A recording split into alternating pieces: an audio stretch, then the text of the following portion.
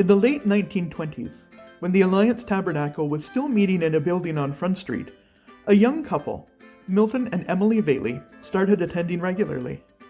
They quickly became very involved in the ministries of the church. Milton helped to build the new church on the corner of Moira and Coleman, and Emily used her musical gifts in worship.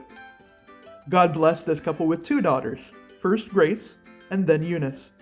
Eunice would later write, I was born into a home where faith in Christ was a central aspect of daily life.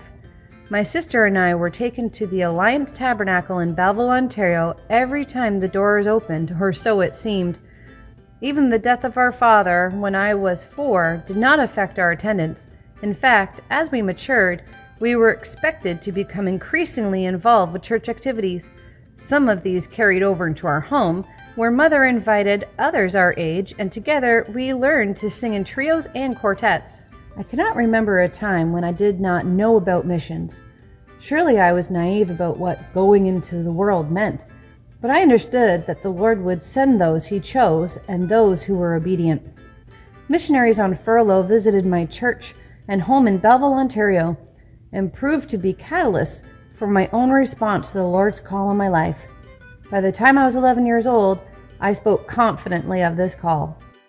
After high school, Eunice went to the Western Canadian Bible Institute in Regina, Saskatchewan. There, she met Cecil Smith, who was to become her partner in marriage and then on the mission field. They were married in the Alliance Tabernacle, which was located on Moira Street in Belleville at that time. In January 1956, 5 young American missionaries were killed in Ecuador by an indigenous people group they were attempting to contact. We received our assignment to Ecuador on January 10, 1956, just 2 days after reports emerged of 5 missionaries' deaths in the Ecuadorian jungle. How could we know that we would live only a few kilometers from that remote site in 3 years? The 1956 killing of the 5 missionaries in the Ecuadorian jungle, accompanied by heightened concern for the tribal response of the Amazon jungle, prompted the Alliance to increase workers in that area. Eunice and Cecil served in Ecuador from 1956 until 1981, along with their 3 children, Gordon, Judith, and Benjamin. They taught at an Alliance seminary and also ministered in more remote villages.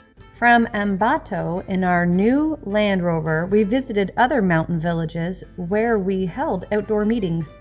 The message was not always welcome, but I only remember being chased from town once. We felt confirmed in our call and eager to announce the enormous mercy in the message we had to share. After a few years in Canada, Cecil and Eunice were redeployed to Mexico in 1985. Cecil and I drove into the great metropolis of Mexico City in February 1985. Not surprisingly, we were promptly lost. After renting a house, we literally waited. How do we start a church from zero? Completely unplanned, we met an Ecuadorian believer whom we had never met in Ecuador.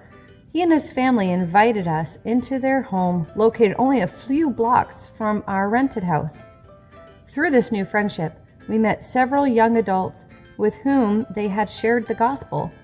The encounter did not seem remarkable at that time, yet as I look back, I recognize once again that when the Lord gives us an assignment, He opens a route to follow.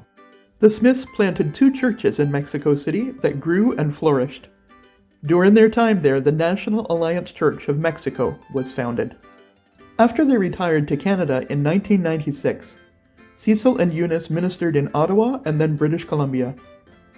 Eunice was the first woman to be ordained by the Christian and Missionary Alliance in Canada in 2013. In 1999, Eunice wrote a letter to Quinte Alliance Church on the occasion of her 75th anniversary. In it, she said the following: